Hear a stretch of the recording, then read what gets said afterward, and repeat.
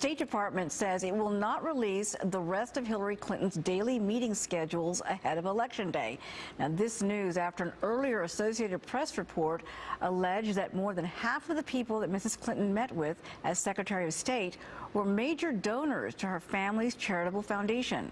Donald Trump and other Republicans calling on Mrs. Clinton to jump in and end this delay by releasing those documents herself.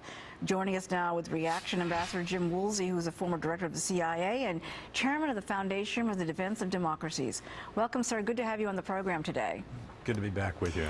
Let me get your reaction to news about this delay, the fact that the State Department says it cannot possibly release this information before Election Day. What really struck me is that even after you exclude the foreign government representatives and the U.S. government representatives who met with the Secretary, as they do in the numbers they show, you still, from outsiders, have over half of them with a relationship of having given money to the State Department, the individuals involved, the foundation, whatever. I find that really a very striking number, and it would seem to me that fairness would suggest that all of those people who were meeting with the Secretary at least ought to have their identity disclosed, unless there's some classified reason to keep it secret.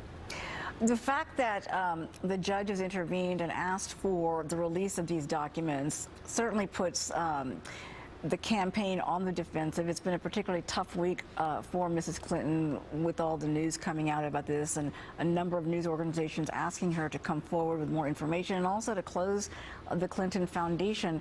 We also learned about what they call a bleach bit, which actually erases emails in a way that you can't get to them. Chairman Trey Gowdy pointed that out this week in an earlier interview.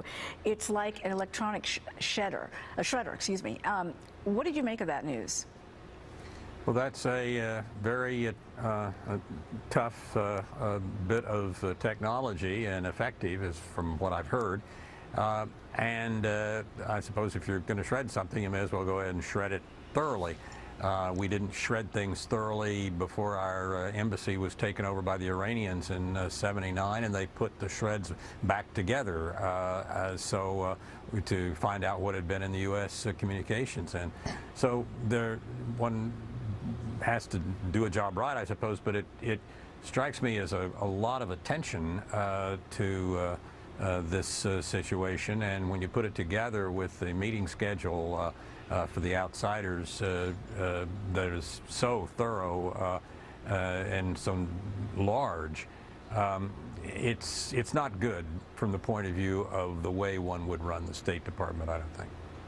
And we'll continue to see more fallout, I am sure, as we expect more emails to be released in the days ahead. I want to switch over now to the concerns overseas about Iran and the way it is trying to provoke the United States with its operations in the waters in the Persian Gulf. Talk to me for a moment about why do you think this is happening now? What's at play? And what does this represent, knowing that Iran is doing this despite the fact that it received all that money from the deal, the nuke deal, and it promised better cooperation with the United States going forward? Iranian promises on things like that are not about doing deals, they're not about fairness, they're not about balance, they're not about truth. They're about showing dominance. And what Iran is interested in is becoming the acknowledged schoolyard bully.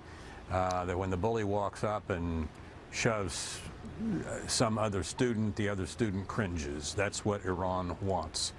And it is really a very difficult situation.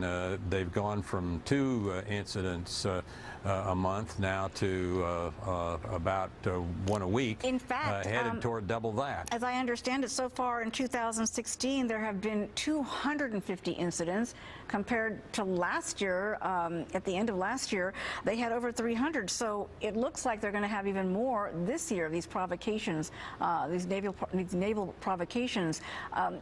What is the message they're trying to send here? The dominance factor, you say, but it's very dangerous and very risky behavior. Yes, it is. But the Iranians and the Revolutionary Guard commander who did this in 1983 is there in the Persian Gulf now. In 1983, when they blew up our barracks, our Marine barracks, and killed over 300 Americans, virtually the entire world expected us to retaliate in some fashion. We did not. When we said to the Syrians, there's a red line, the president said, don't cross it, don't use chemical weapons against your own people. The Syrians crossed it, and the United States did nothing. We are basically convincing Iran and much of the rest of the world that we have no backbone. Ambassador Jim Woolsey, thank you so much for joining us today. Thank you.